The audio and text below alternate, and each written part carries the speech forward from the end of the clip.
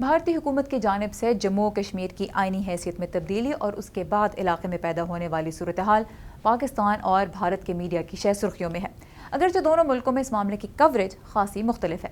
امریکی میڈیا کشمیر کے مسئلے پہ کیا کہہ رہا ہے وہ دیکھتے ہیں۔ میں ہوں سارہ زمان اور یہ ہے میڈیا ریویو۔ بھارت نے 5 اگست کو کشمیر کی آئینی حیثیت میں تبدیلی کا اعلان کیا۔ امریکہ کے معروف ترین اخبارات میں سے ایک نیو یارک ٹائمز کے ایڈیٹوریل بورڈ نے اسی روز اپنے اداریے میں اس خبر کو موضوع بنایا اور بھارت کے اس فیصلے اور اس کے ساتھ اٹھائے جانے والے سخت سیکیورٹی اقدامات کو خطرناک اور غلط قرار دیا۔ اخبار نے لکھا کہ اس سے خونریزی ہوگی اور پاکستان کے ساتھ تناؤ بڑھے گا، اور اخبار نے یہ تجویز دی کہ امریکہ، چین، اقوام متحدہ اور دیگر عالمی طاقتیں جن کا بھارت اور پاکستان پر اثر و رسوخ ہے انہیں جلد کچھ کرنا چاہیے تاکہ بھارت کی یہ غلطی خطے کے لیے ایک خطرناک بحران کی شکل نہ اختیار کر لے۔ بھارتی حکومت کا موقف رہا ہے کہ آرٹیکل 370 کے خاتمے کے بعد وادی کشمیر میں امن ہے، اور جمعہ 9 اگست کو جب مظاہروں کی ویڈیو سامنے آئیں تو حکومت نے انہیں جعلی اور پھر پرانی کہہ کے مسترد کر دیا، لیکن نیو یارک ٹائمز نے دکھایا کہ ان کے کیمرے اس سے کچھ مختلف دیکھ رہے ہیں جو بھارتی حکومت کہہ رہی ہے۔ نیو یارک ٹائمز کی ایک ویڈیو رپورٹ میں وادی میں مظاہرے دیکھے جا سکتے ہیں اور سیکیورٹی فورسز کی جانب سے آنسو گیس کے استعمال سے ہلاک ہونے والی ایک خاتون اور چھرے والی بندوق سے زخمی ہونے والوں کی کہانیاں بھی پیش کی گئی ہیں۔ اخبار نے معروف بھارتی مصنفہ اروندھتی رائے کا مضمون شائع کیا جس میں وہ لکھتی ہیں کہ یوم آزادی پر میرا بھارت مہان کے نعرے تو لگ رہے ہیں، لیکن سچ یہ ہے کہ ایسا محسوس کرنا مشکل ہے کیونکہ لگتا یہ ہے کہ حکومت کسی اور ہی راستے پہ چل پڑی ہے۔ مضمون میں انہوں نے نہ صرف بھارتی حکومت کی موجودہ بلکہ کشمیر میں سال ہر سال سے جاری پالیسیوں پر بھی سخت تنقید کی، جبکہ اسی اخبار کے لیے پاکستانی مصنف اور صحافی محمد حنیف نے اپنے مضمون India annexes Kashmir and brings us back to partition میں بھارت میں انتہائی دائیں بازو کی سوچ میں تشویشناک اضافے کے ساتھ ساتھ پاکستان کی محدود آپشنز کا ذکر بھی کیا۔ اور امریکہ کے بارے میں کیا لکھا؟ امریکہ میں میس شوٹنگز کی طرف اشارہ کرتے ہوئے محمد حنیف نے لکھا کہ ایک ملک جو اپنے یہاں دکانوں کو محفوظ نہیں رکھ پا رہا وہ کشمیریوں کو ان کا وقار یا ان کا انٹرنیٹ دلانے میں مدد کرے گا، اس کا امکان کم ہی ہے۔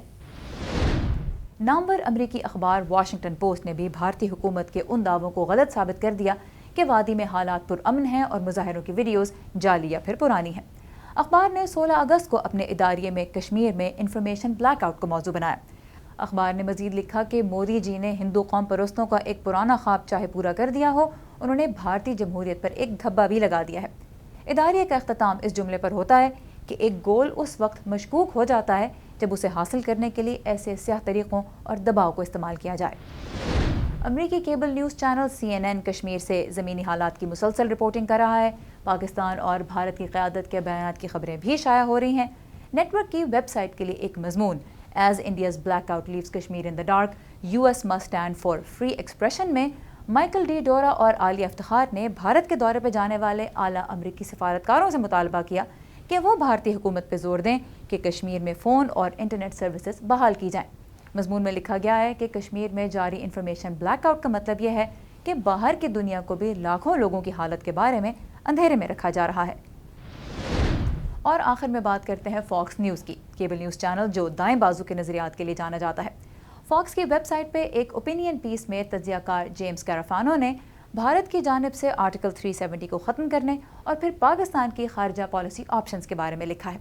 وہ کہتے ہیں کہ بھارت کے اس اقدام کی کئی وجہ ہو سکتی ہیں۔ ایک تو یہ کہ وہ خان ٹرمپ ملاقات سے گھبرا گیا ہو، شاید انہیں یہ فکر ہوئی ہو کہ کشمیر میں دہشت گردی کی نئی لہر نہ شروع ہو جائے، یا پھر مودی جی نے یہ سوچا ہو کہ وہ سیاسی اعتبار سے جتنے اس وقت مضبوط ہیں شاید دوبارہ کبھی نہ ہوں، تو فیصلے کا یہی بہترین وقت ہے۔ امریکہ کیا کر سکتا ہے؟ کیرافانو لکھتے ہیں کہ کچھ خاص نہیں، کیونکہ بھارت بیرونی مداخلت پسند نہیں کرتا، لیکن ان کے مطابق پاکستان کو اب اپنا نظریہ بدلنا ہوگا۔ کیرافانو لکھتے ہیں کہ ایک ایسی خارجہ پالیسی اپنانے کے بجائے جس میں پاکستان کے خیال میں وہ بھارت کو پیچھے کر کے ہی آگے نکل سکتا ہے، اسلام آباد کے لیے اچھا ہوگا کہ وہ خطے میں استحکام، امن اور ترقی کو فروغ دے۔ ایسا نہ کیا تو حالات بہت جلد بہت خراب ہو سکتے ہیں۔ تو امریکی میڈیا کشمیر میں جاری ہلچل پر اپنے قارئین اور ناظرین کو باخبر تو رکھ رہا ہے۔ یہ اس لیے بھی بہت اہم ہے کیونکہ جب واشنگٹن پوسٹ اور نیو یارک ٹائمز جیسے بڑے نام کچھ لکھتے ہیں تو واشنگٹن میں اس پہ غور کیا جاتا ہے۔ اب تک کم سے کم 4 ڈیموکریٹک ارکان کانگریس کشمیر کے معاملے پہ بات کر چکے ہیں۔ انہوں نے بھارت کے اقدامات پر تنقید کی ہے اور اس پر زور دیا ہے کہ وہ انسانی حقوق کا احترام کرے، لیکن جہاں یہ یاد رکھنا بھی ضروری ہے کہ کشمیر کے معاملے میں امریکہ کیا کردار ادا کرتا ہے، اس کا فیصلہ ٹرمپ انتظامیہ اپنے ملکی مفادات کو سامنے رکھتے ہوئے ہی کرے گی۔